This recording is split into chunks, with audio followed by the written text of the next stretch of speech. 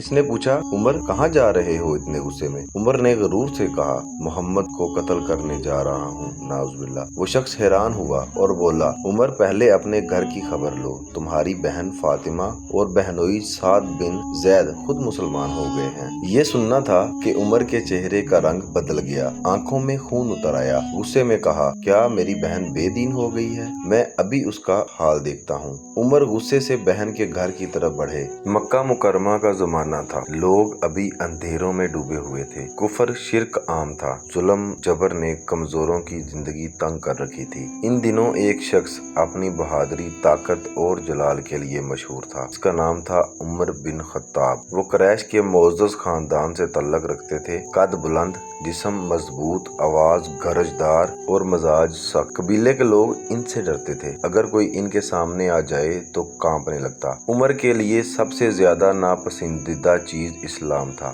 وہ سنتے کہ محمد ایک نیا دین لائے ہیں تو ان کا خون کھولنے لگتا۔ وہ سمجھتے کہ یہ دین قریش کی عزت کو کم کر دے گا، لوگوں کو آپس میں لڑا دے گا، اس لیے وہ ہمیشہ اسلام اور مسلمانوں کے دشمن بنے رہے۔ مسلمانوں پر ظلم کیا جاتا تو عمر ان میں پیش ہوتے، وہ کمزوروں کو ستاتے۔ نبی اکرم صلی اللہ علیہ وآلہ وسلم کی بات سننا گناہ سمجھتے، مگر اللہ نے ان کے دل کے اندر ایک ایسی چنگاری رکھی جو وقت آنے پر ایمان کی روشنی میں بدلنے والی تھی۔ ایک دن قریش کے سردار جمع ہوئے، انہوں نے کہا کہ محمد صلی اللہ علیہ وآلہ وسلم ہمارے بتوں کو برا کہتے ہیں، ہمارے باپ دادا کے دین کو غلط کہتے ہیں، کوئی ہے جو اس فتنے کا خاتمہ کرے؟ یہ سن کر عمر بن خطاب کھڑے ہوئے، چہرے پر غصہ، کمر میں تلوار اور دل میں سختی، کہنے لگے میں محمد کو قتل کروں گا تاکہ مکہ مکرمہ کو سکون مل جائے۔ سب نے تعریف کی، کہا اگر کوئی یہ کر سکتا ہے تو وہ عمر ہی ہے۔ عمر نے تلوار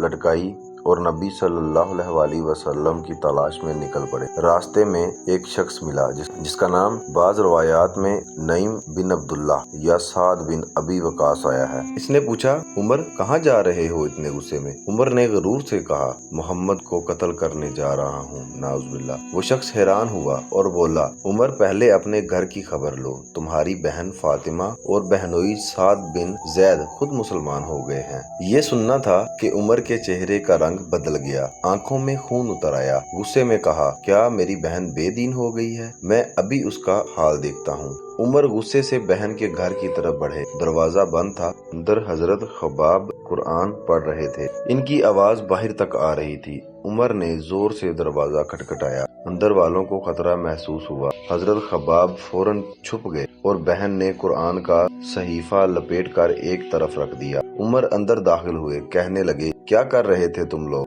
یہ میں نے کیسی آواز سنی تھی؟ بہنوئی نے نرمی سے کہا ہم آپس میں باتیں کر رہے تھے۔ عمر کو یقین نہیں آیا، انہوں نے دیکھا کہ بہنوئی کے چہرے پر گھبراہٹ ہے، کہنے لگے کیا تم نے محمد کا دین اختیار کر لیا ہے؟ جب بہنوئی نے کہا ہاں ہم مسلمان ہو گئے ہیں تو عمر کا غصہ قابو سے باہر ہو گیا۔ انہوں نے بہنوئی پر جھپٹ کر مارا، زمین پر گرا دیا اور خوب پیٹا۔ بہن فاطمہ بیچ میں آئیں تو ان پر بھی ہاتھ اٹھا دیا، ان کے ماتھے سے خون بہنے لگا، لیکن بہن نے جرأت سے کہا عمر ہم اللہ اور اس کے رسول صلی اللہ علیہ وآلہ وسلم پر ایمان لا چکے ہیں، اب تم جو چاہو کر لو، ہم اپنے دین سے نہیں ہٹیں گے۔ یہ الفاظ تیر بن کر عمر کے دل میں اتر گئے، ان کے چہرے پر غصے کی بجائے شرمندگی چھا گئی۔ چند لمحوں کے لیے خاموش کھڑے رہے، پھر آہستہ سے بولے مجھے وہ کلام دکھاؤ جو تم پڑھ رہے تھے۔ بہن نے کہا تم ناپاک ہو، قرآن پاک کو ناپاک ہاتھ نہیں لگا سکتے،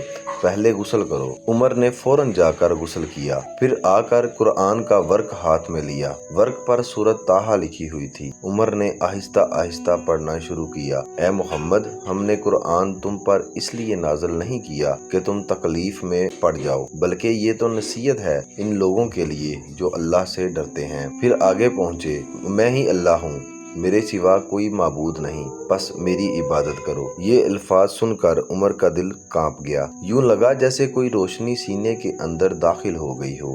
وہ ورق ہاتھ میں لیے سوچنے لگے کہ یہ کلام انسان کا نہیں ہو سکتا۔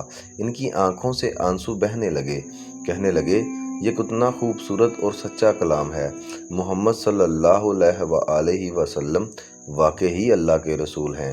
اس وقت حضرت خباب باہر نکل آئے، ان کے چہرے پر خوشی کے آثار تھے، کہنے لگے اے عمر خوش ہو جاؤ، کل رات نبی کریم صلی اللہ علیہ وآلہ وسلم نے دعا کی تھی، اے اللہ عمر بن خطاب یا عمرو بن بشام میں سے جسے تو پسند کرے اس کے ذریعے اسلام کو عزت عطا فرما۔ اللہ نے تمہیں چن لیا ہے عمر۔ عمر کے چہرے پر سکون چھا گیا، دل میں پچھتاوا بھی تھا کہ میں نے کتنا ظلم کیا۔ اب دل میں ایک ہی خواہش تھی کہ حضور صلی اللہ علیہ وآلہ وسلم کے پاس جاؤں، ایمان قبول کروں اور سچے دل سے معافی مانگ لوں۔ عمر سیدھے دار ارقم پہنچے جہاں مسلمان جمع ہوتے تھے۔ دروازہ بند تھا۔ اندر سے صحابہ نے دیکھا کہ عمر بن خطاب تلوار لیے کھڑے ہیں۔ سب گھبرا کر کھڑے ہو گئے۔ حضرت حمزہ نے کہا، اگر عمر خیر کے ساتھ آیا ہے تو ٹھیک، ورنہ میں اس کی گردن اڑا دوں گا۔ نبی اکرم صلی اللہ علیہ وآلہ وسلم نے فرمایا، دروازہ کھول دو، اگر اللہ نے خیر لکھی ہے تو وہ ایمان لے آئے گا۔ دروازہ کھولا گیا، عمر اندر داخل ہوئے۔ نبی کریم صلی اللہ علیہ وآلہ وسلم نے دیکھا تو ان کے سینے کو پکڑا اور فرمایا، اے عمر کب تک تم اس ضد میں رہو گے؟ کب تک تم اللہ کے حکم سے دور بھاگو گے؟ عمر کے آنسو بہنے لگے اور بولے، یا رسول اللہ صلی اللہ علیہ وآلہ وسلم، میں گواہی دیتا ہوں کہ اللہ کے سوا کوئی معبود نہیں اور آپ اللہ کے سچے رسول ہیں۔ یہ سن کر سب صحابہ خوشی سے نعرہ بلند کرنے لگے، اللہ اکبر، اللہ اکبر، اللہ اکبر۔ ان کی آواز مکہ کی گلیوں میں گونج اٹھی۔ حضرت عمر کے ایمان لانے کے بعد مسلمانوں کے حوصلے بلند ہو گئے۔ اس سے پہلے مسلمان چھپ کر عبادت کرتے تھے، لیکن عمر نے کہا، یا رسول اللہ صلی اللہ علیہ وآلہ وسلم، کیا ہم حق پر نہیں ہیں؟ پھر چھپ کر کیوں عبادت کریں؟ میں اعلان کروں گا کہ میں مسلمان ہوں۔ پھر وہ سیدھے کعبہ پہنچے۔ کفار کی محفل میں کھڑے ہو کر بلند آواز سے کہا، میں گواہی دیتا ہوں، لا الہ الا اللہ محمد رسول اللہ، اشہد ان لا الہ الا اللہ وحدہ لا شریک لہ واشہد ان محمدا عبدہ ورسولہ، کہ میں گواہی دیتا ہوں کہ اللہ ایک ہے اور محمد صلی اللہ علیہ وآلہ وسلم اس کے رسول ہیں۔ سارا مکہ ہل گیا۔ کچھ لوگوں نے مارنے کی کوشش کی مگر عمر کے سامنے کوئی ٹھہر نہ سکا۔ وہ تنہا لڑتے رہے یہاں تک کہ سب تھک کر بیٹھ گئے۔ اس دن کے بعد مسلمان کھلم کھلا نماز پڑھنے لگے۔ عمر نبی کریم صلی اللہ علیہ وآلہ وسلم کے پہلو میں کھڑے ہوتے اور مکہ کے مظلوموں اور مسلمانوں کے لیے ڈھال بن گئے۔ حضرت عبداللہ بن مسعود فرماتے ہیں، عمر کا اسلام لانا مسلمانوں کی فتح تھی، ان کی ہجرت مدد تھی اور ان کی خلافت رحمت تھی۔ واقعی جس شخص کا دل پہلے نفرت سے بھرا تھا وہی بعد میں انصاف، محبت اور ایمان کی مثال بن گیا۔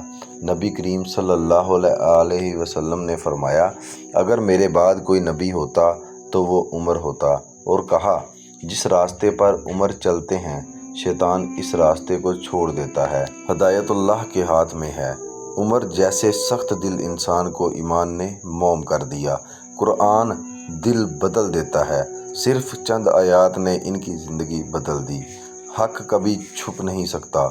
جب عمر ایمان لائے تو اسلام کو طاقت ملی۔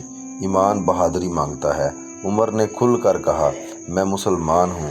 عورت کی استقامت کا کمال دیکھیں۔ حضرت فاطمہ رضی اللہ تعالیٰ عنہ نے اپنے ایمان پر ڈٹ کر بھائی کو بدل دیا۔ یہی وہ لمحہ تھا جب اللہ نے اپنے دین کو عزت دی۔ عمر بن خطاب جو کبھی اسلام کے دشمن تھے بعد میں اسلام کے سب سے بڑے محافظ بن گئے۔